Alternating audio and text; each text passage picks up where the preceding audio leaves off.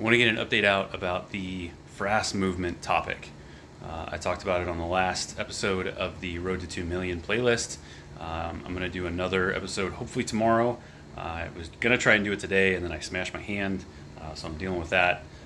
Should be okay, but I need to prioritize getting things squared away for orders tomorrow, making sure everything's going to go okay.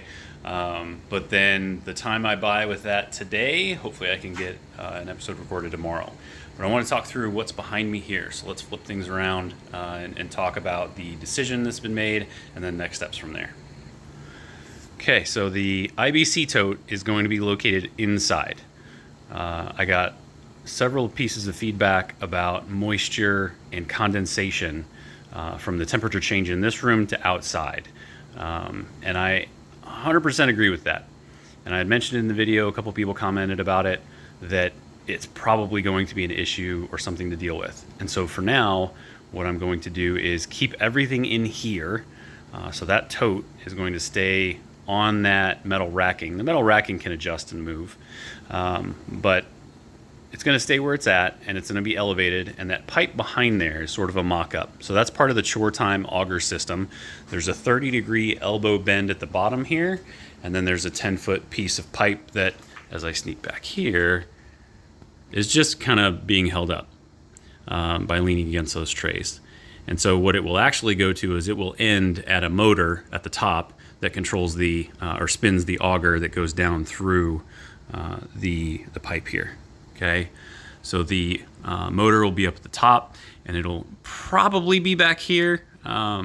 Just depends on how it has to be mounted, but then it will output into this tote so that the frass becomes elevated.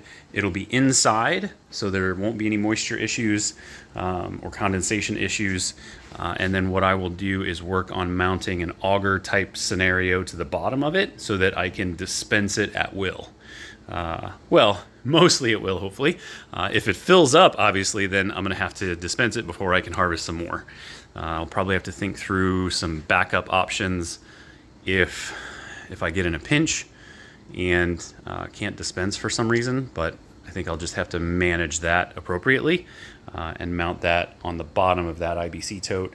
I'm not going to mount it to the connector here or the output here. I'm going to tap into it from the bottom.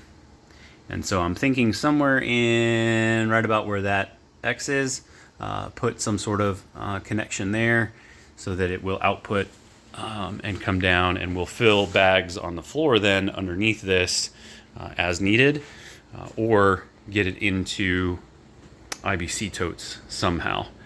We'll probably need a longer auger. I'll have to think through that, because the IBC totes they're probably about this tall. So once they're full, at least the 750 pound ones.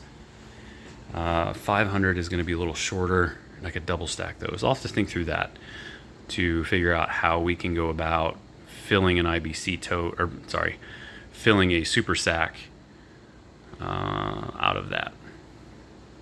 I'll have to think through that.